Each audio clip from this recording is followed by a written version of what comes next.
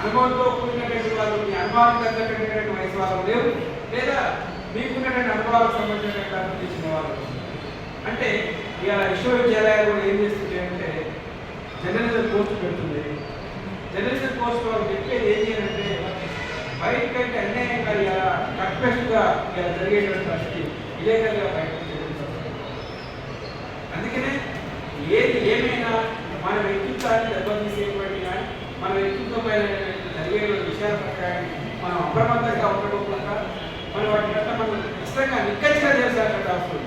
మనం వాళ్ళు ఉండద్దా అంటే ఉండాలనుకున్నప్పుడు నిజాయితీగా మనం కలవాల్సిన అవసరం. నిజాయితీగా గెలవలేకపోవచ్చు. ఇక్కడ మనం దాదాపుగా ఇక్కడ 37 మంది 45 మంది మనం చదువుకుంటున్నాం.